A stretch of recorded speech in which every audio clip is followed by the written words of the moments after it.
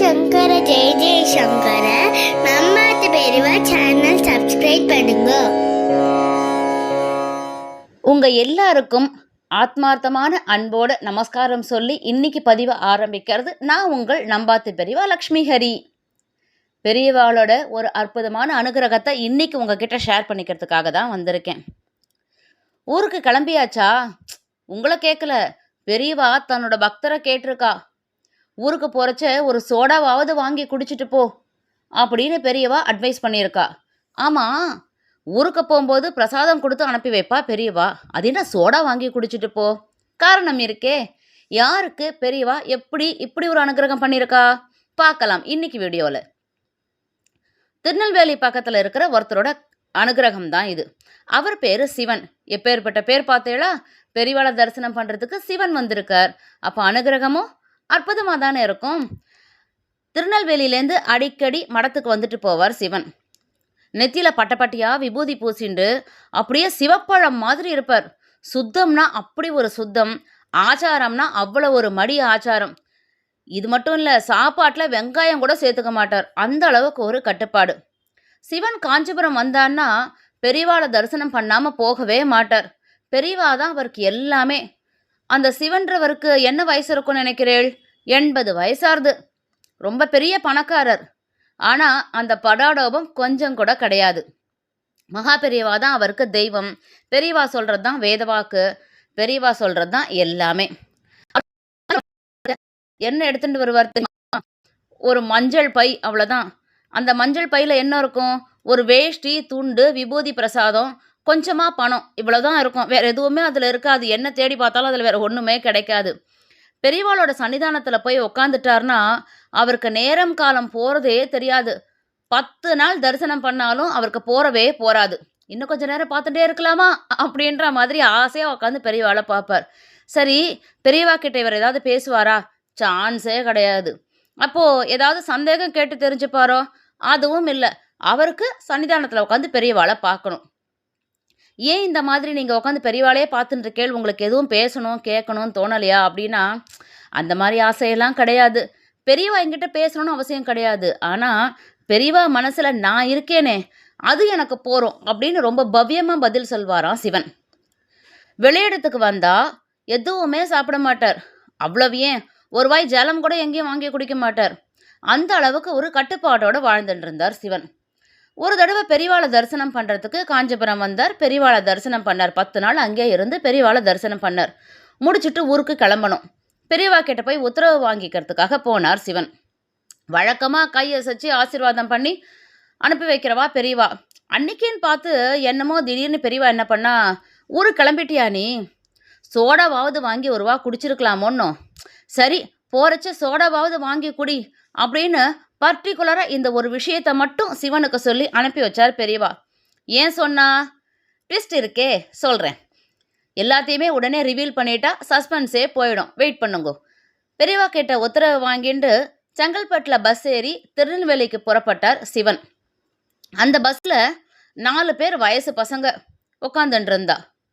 பஸ்ஸில் ஒரே கத்தலும் கூச்சலமா அவா பண்ணின அமக்களும் அம்மம்மா தாங்க முடியல. அப்படி ஒரு திமிரு, என்ன சொல்கிறது, அந்த வார்த்தையை உபயோகிக்கவே கூடாது. ஆனால் அந்த அளவுக்கு அந்த வயசு பசங்களுக்கு ஒரு முரட்டு பசங்களாக இருந்தான்னு வச்சுக்கோங்களேன். அவளை யார் கண்டிக்கிறது? அதனால் யாருமே அவளை எதுவுமே சொல்லலை. மதுரையை நெருங்கரிச்சு என்ன ஆச்சு, ஒரு குக்கிராமத்தில் பஸ்ஸை கொண்டு நிறுத்தினார் அந்த டிரைவர். அவர் நிறுத்தின இடத்துல ஒரு பெட்டி கடை இருந்தது. பஸ்ஸோட ஜன்னல் வழியாக எட்டி பார்த்தார் சிவன். அந்த பெட்டி கடையில் சோடா பாட்டில் நிறைய அடுக்கி வச்சுருந்தது. அது சிவன் கண்ணில் பட்டெடுத்து. உடனே டக்குன்னு ஞாபகம் வந்துடுது. ஒரு சோடாவாவது வாங்கி குடி அப்படின்னு பெரியவா சொன்னாலே. சிவனுக்கு எப்படியுமே தாகம் இருந்தது.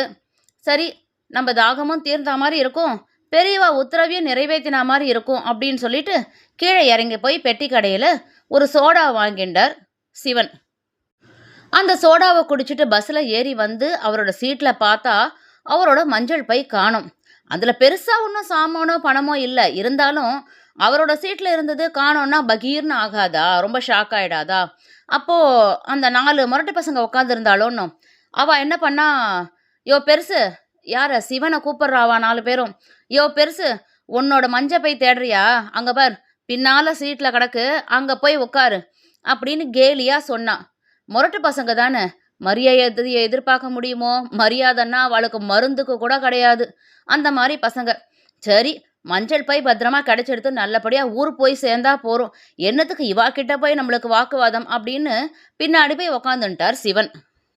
அந்த 4 பேர்ல 2 பேர் மட்டும் சிவன் முன்னாடி உக்காந்துட்டு இருந்தாளே அந்த சீட்ல போய் உக்காந்துட்டா. அந்த ரொம்ப கேலியா பேசினாலும் யோ பெருசு அப்படின்னு மரியாதையே இல்லாம அந்த 2 பசங்க மட்டும் சிவன் உக்காந்துருந்த சீட்ல போய் உக்காந்துருந்தா. பஸ்ஸு கிளம்பிடுது.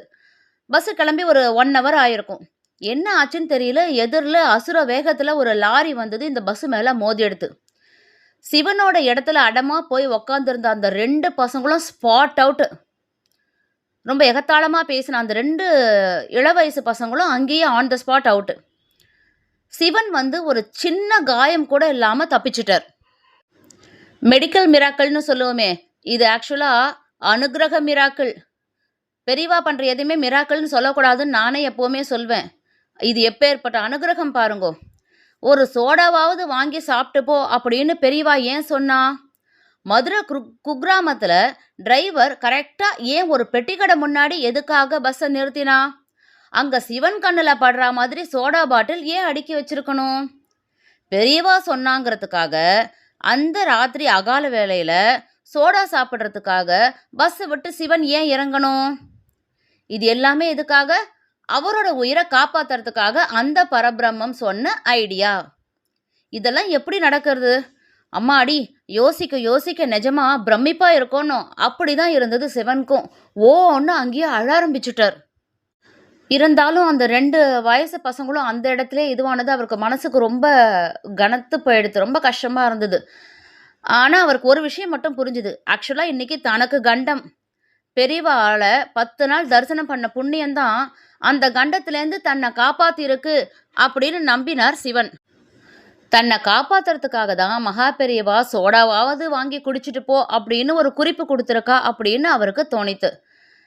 ஊருக்கு வந்ததுக்கப்புறம் இந்த விஷயத்தை தன்னோட சக நண்பர்கள் எல்லார்கிட்டையும் சொல்லி பெரியவாளோட அனுகிரகத்தை ரொம்ப ஸ்லாகிச்சுண்டார் சிவன். அதுக்கப்புறம் ரொம்ப நாள் கழிச்சு பெரியவாளை தரிசனம் பண்ணுறதுக்காக திருநெல்வேலியிலேருந்து ஒருத்தர் வந்திருந்தார். பெரியவா கிட்ட இந்த சம்பவத்தை நினைவு கூர்ந்து, இந்த மாதிரி நீங்கள் அனுகிரகம் பண்ணியிருக்கேள் அப்படின்னு சொல்லி பெரியவா கிட்ட நினைவு கூர்ந்து ரிமம்பர் பண்ணி பேசும்போது பெரியவா சொன்னாலாம், யார் சிவன் சொன்னானா நான் காப்பாத்தினேன்னு? அவன் சரியான அசடு. பரமேஸ்வரன் தாண்டா அவனை காப்பாத்தினா. நான் சோடா தான் வாங்கி குடிக்க சொன்னேன் தாகமாக இருக்குமேன்னு. நான் காப்பாத்தினதான் அவன் எல்லார்கிட்டையும் சொல்லின்னு இருக்கானா? பரமேஸ்வரன் தான் அவனை காப்பாத்தினான் அப்படின்னு தனக்கு எதுவுமே தெரியாத மாதிரி உக்காந்துட்டு இருந்தார் மகா பெரியவா. இதை கேட்ட எல்லாருமே ரொம்ப அப்படியே மெய் சிலிர்த்து போயிட்டா. எப்போவுமே தான் இது வழக்கம் தானே, பெரியவா எல்லா அனுகிரகமும் பண்ணுவா, எல்லா நல்லதும் பண்ணுவா, ஆனால் நான் ஒன்றுமே பண்ணலையே அப்படின்ற மாதிரியே பெரியவா இருப்பா. அதுதான் பெரியவாளோட ஸ்பெஷாலிட்டி. அது எப்போ நடக்கும்? பெரியவா மேலே நம்பிக்கை வச்சு உண்மையான பக்தி இருக்கும்போது எல்லாருக்குமே இப்படி ஒரு அனுகிரகம் கிடைக்கும். அதே மாதிரி நிறைய விஷயங்கள், நிறைய அனுகிரகங்கள் இருக்குது. அடுத்தடுத்த பதிவில் கூடிய சீக்கிரம் உங்களை சந்திக்கிறோம். இப்போ உங்ககிட்டேருந்து நான் லக்ஷ்மி ஹரி விடை பெறுகிறேன். நமஸ்காரம்.